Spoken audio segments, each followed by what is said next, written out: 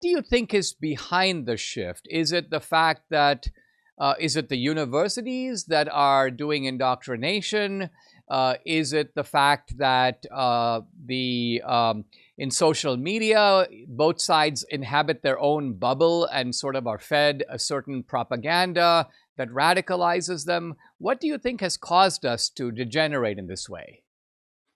It's a good question, Dinesh. I think a lot of it has to do with the demise of what I would call the traditional liberal. These were sort of the moderate liberals, the Walter Mondale types, to pick a politician. Or I think of, maybe I'm getting the name wrong, Nadine Strozen, who was the head of the ACLU. I think you debated with her sometimes on the same time, sometimes opposite. But these were liberals who really did preach tolerance in the real sense of that word. And they have grown silent. I don't know if it's that they're extinct. Maybe you have some theories on this.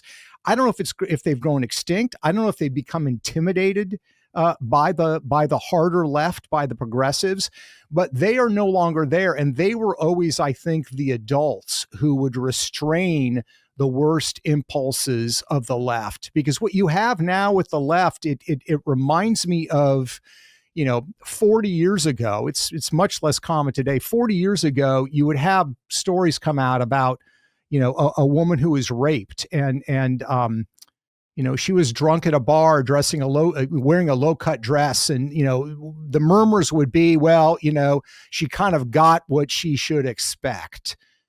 That has really become the left's view of, if you say things that we don't agree with and you get shot, you kind of got what you were asking for. And that, to me, does not reflect what quote unquote liberals were 40 years ago. So I think it's the silence of those liberals that has allowed the hard left to go unrestrained. I don't know if you share that view or have a different one.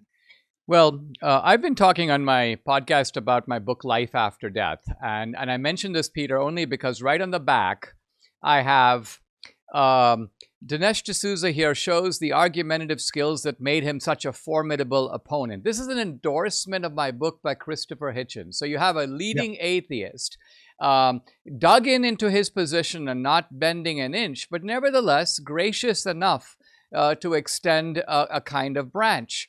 And this was, like you say, a powerful faction, a powerful presence in our culture. But there's no Christopher Hitchens on the horizon today. By contrast, a couple of years later, I debated the philosopher Daniel Dennett, and this was in Mexico. And after our debate, we were supposed to take a helicopter from Puebla, Mexico, to the Mexico City airport to fly back home.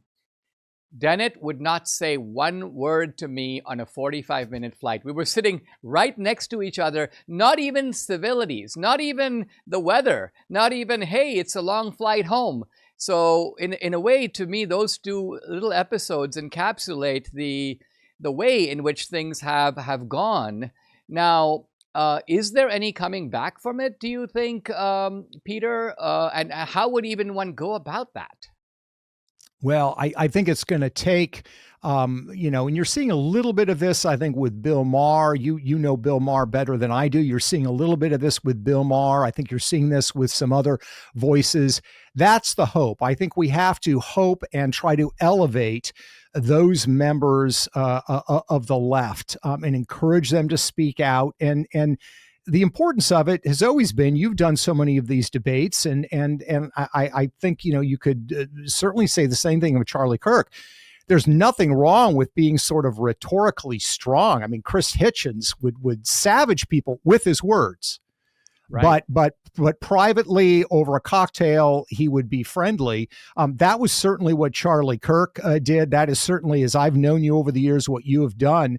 So we need to encourage them and embrace them, but it's got to reach that tipping point. And my hope is that there is still enough of that sense of decency among people on the political left. The real question is, are they going to have the courage to say it publicly? And that's where I think maybe what Bill Maher is doing and what a few other voices are doing, is so particularly important, because the old liberals, sort of the Walter Mondale type liberals in politics, or the Nadine Stroesers, are a rare breed, and we need them for a healthy democracy in a healthy country. And they are dying on the vine, unfortunately.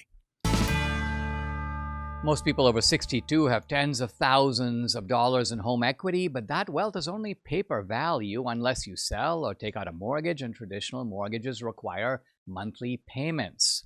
Movement Mortgage offers a home equity conversion mortgage, often called a reverse mortgage, where payments are optional. These FHA-insured mortgages can be one of the best ways to increase cash flow and maybe decrease taxes in retirement. Even if your home value drops or you live past 100, you're never required to make monthly payments if you remain in the house and keep up with taxes and insurance. You will pass on all the equity you didn't use to your heirs. Yet millions think that these mortgages are risky or only for desperate homeowners. Find out the whole story from Movement Mortgage. They will send you a free book, Home Equity and Reverse Mortgages, the Cinderella of the Baby Boomer Retirement. Go to movement.com/Dinesh, or you can call 580-REVERSE. That's 580-738-3773. NMLS 39179.